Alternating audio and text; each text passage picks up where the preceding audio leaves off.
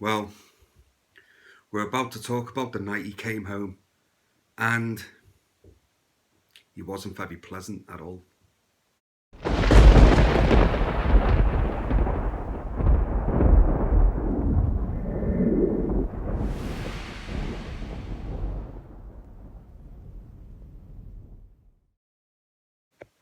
Hi guys, finally I have gotten around to do my review for Halloween from 1978.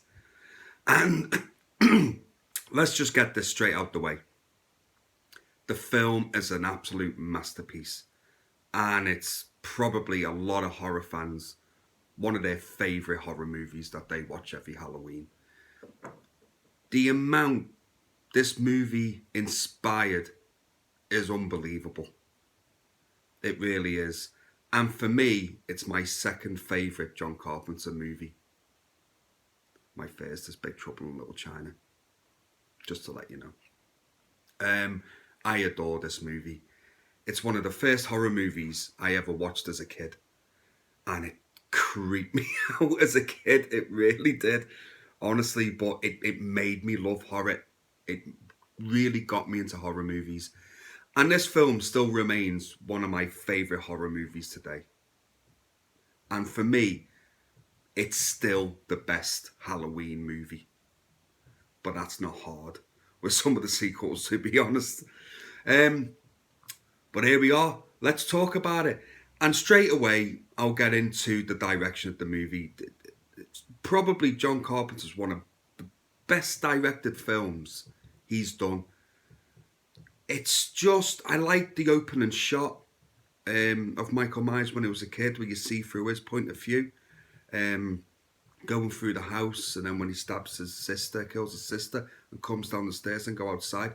I think there's only like 3 cuts in that whole sequence, but you'd never really notice where they are. I'm pretty sure one of them was when he puts the clown mask on and it covers over the screen. I would say that's one cut, but there's another 2, and I don't know where they are.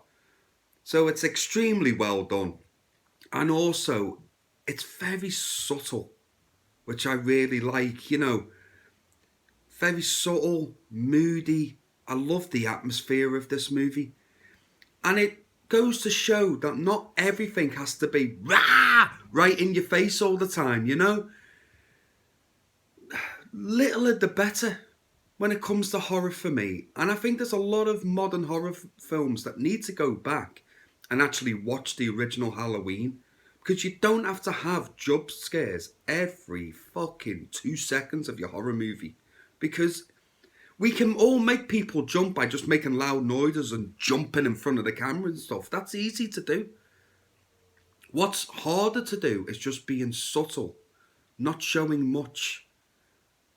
You know, you don't have to have loud noises. You can just show an image of something in the background, or something's just changed somewhere, or a little bit of music. It's all you need. And this film does that extremely well. Like, for atmosphere, it's one of the best horror movies you can watch. And also, let's talk about the OG, Michael Myers. This film gave birth to not only a horror movie icon, but just a movie icon in general. I mean, you look at him, and even if you're not a horror fan, you instantly know who he is. I mean, that's how iconic Michael Myers is. And with rewatching it, man, he's still creepy in this original. Do you know what I mean? Just the way he stalks people, and he's just like, you could just kind of notice him in the background, or he's just kind of just stood around somewhere. And what's unsettling about it is, even when you can't see him in certain scenes, you can still hear his breathing. Like, he is there, he's all around you. You know, he can pop up at any moment. And sometimes he doesn't. But that's what makes it, really brings tension to it, and it has you on the edge of your seat. And it had me on the edge of my seat again. And I've seen this film hundreds of times, but I hadn't watched it for a while. And I loved diving back into this, and it just really made me appreciate just how much of a good movie this is. And also, Donald Pleasance, who plays Dr. Loomis, His performance is absolutely fantastic.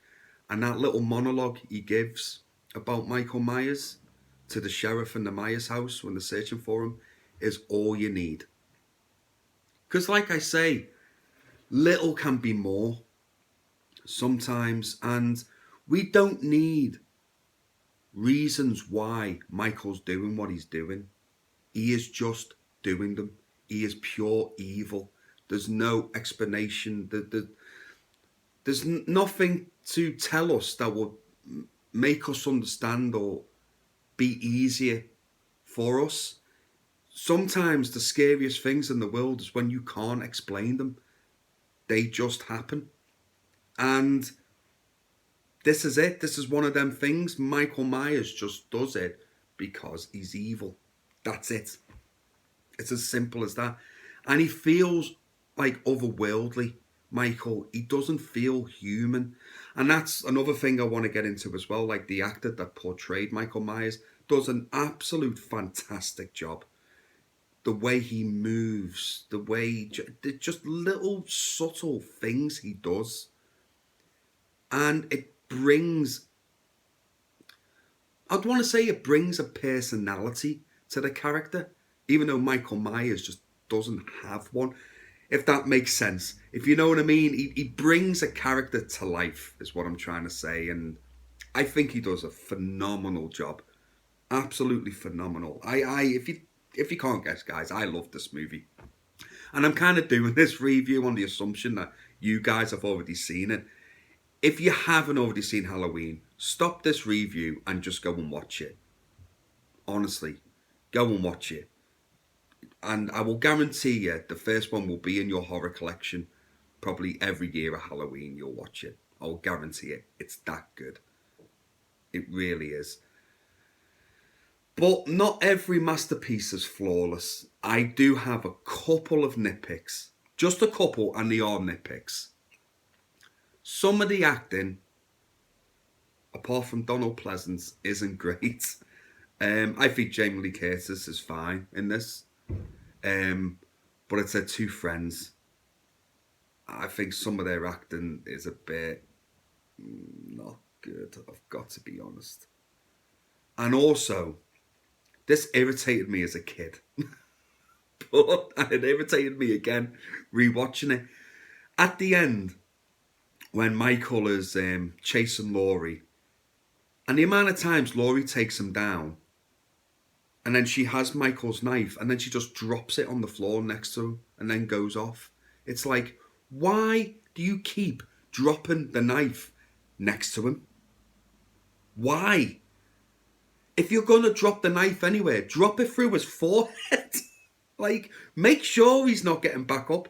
Oh, but then, actually, in saying that, he'd probably get back up with a knife in his head anyway, because, I mean, he gets stabbed, he gets shot 6 times, gets stabbed in the neck with a knitting needle, and he's still getting up. So, maybe a knife through the head wouldn't have done anything to him. But that's where I would have put the knife. So, you know, there's just little things like that, little actions like that irritate me in horror movies, and that is one of them.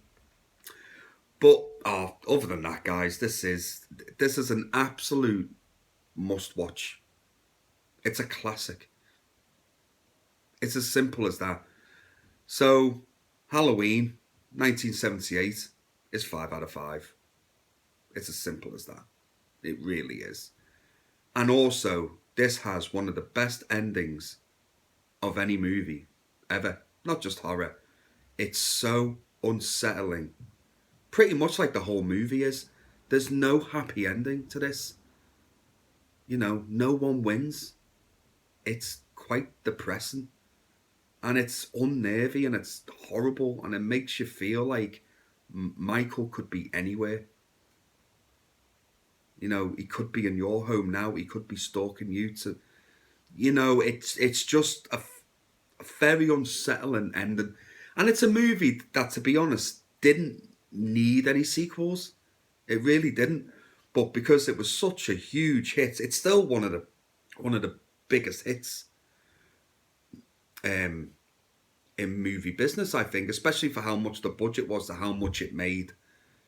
If you know what I mean. It's still one of the biggest hits. So, of course, sequels are going to follow it, but it didn't need them. But I'm glad it got sequels because, it gave us a bit more Michael Myers, for good or bad. For good or bad. But, yeah, my next review will be Halloween 2018, and then we'll be on Halloween Kills after that. So, as always, guys, thank you so much for joining me. Please look after yourselves and each other, and I'll be seeing you again for Halloween 2018 review. Take care, guys. Bye now.